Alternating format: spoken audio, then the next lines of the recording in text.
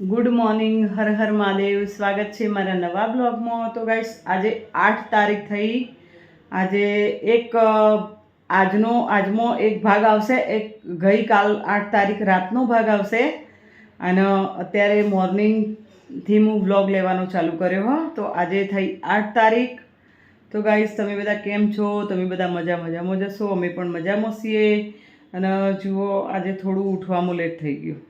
આળસને ત્યાગી જ હતી, પણ થોડું મોડું થઈ ગયું કારણ કે બીજા બધા કોમમાં વ્યસ્ત હતી. ઉઠી હતી તો હું કમ્પ્લીટ 6 વાગે, પણ બીજા બધા કોમમાં થોડું ચા પીવામાં બીજા બધામાં થોડું થઈ ગયું.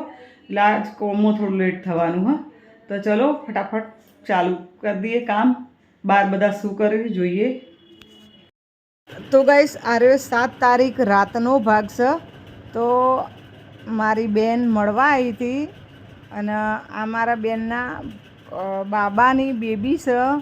તો એને જોઈને કીધું નહીં કે નેનું બાળકને આપણે જોઈએ ને એટલે આખા દિવસનો થાક ઉતરી જાય. એવું જ કંઈક છે. અમારે નાનું નાનું મસ્ત ઢીંગલું હ, બતાવું તમને. એ બોલે હો શું પહેર્યું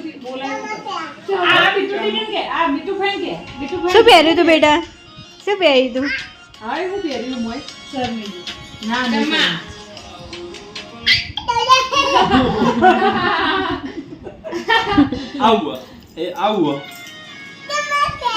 જમા પહેરે જમા.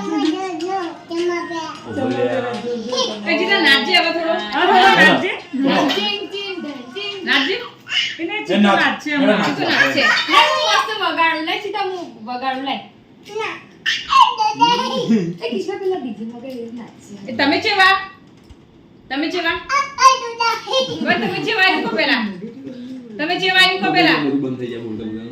ક્રિશ ના તું ફોન લઈ લેજે. ના કેતો તમે ચેવા એમ કો પેલા તમે ચેવા.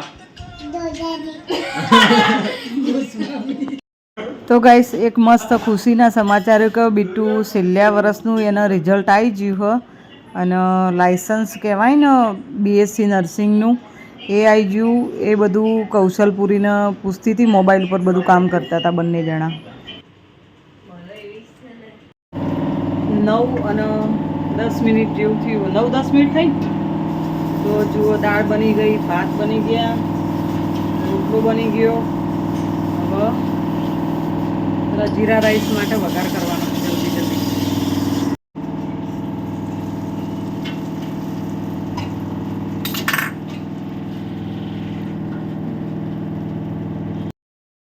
તો ગાઈસ જુઓ દાળ ફ્રાય બનીને તૈયાર હ. અને આજ તો આવું બધું બનાવ્યું કારણ કે ચોમાસું આવ્યું ને એટલે શાકમાં કોઈ એટલો ભલીવાર હોતો નહીં. રાતે ચોળીનું શાક બનાવ્યું હતું. હવે રોજ શાક જ હું બનાવું એટલે આજ તો આવી રીતે બનાવી દીધું. દાળ ફ્રાય ને જીરા રાઈસ બનાવી દીધા. કૌશલપુરી ઘેર હતા એટલે એને બીજું બધું સબ્જી ને એવું બધું ઓછું ભાવે. અને અત્યારે શાક કોઈ સારા આવતાય નહીં એટલે બસ આવું બનાવ્યું. ને અમારે તો કેવું થાય, જે ગરમ ગરમ ખાવાનું હોય ને એને ચિંતા નહીં. હવે અત્યારનું બનાવેલું અમે 1:30 વાગે ખાઈએ તાર જો કેવું થઈ જાય ઠરીને. એટલે દાળ એટલી બિલકુલ ભાવે એવી રહેતી નહીં. બીટુ હવે નોકરી જવાની તૈયારી કરે છે. માથું ધોયું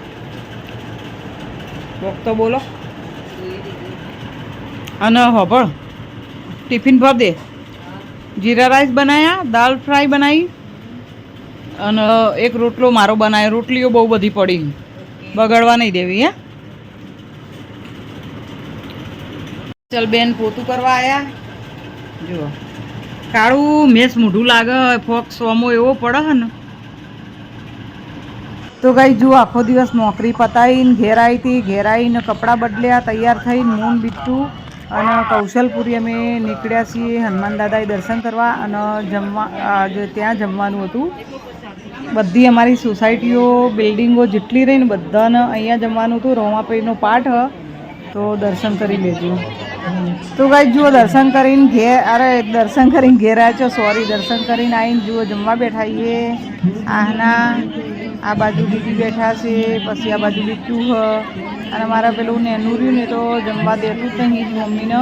તો મેં જમીન ફટાફટ લઈ લીધું ને એની મમ્મીએ જમ્યું તાણ બધું નોખી દેતી હતી.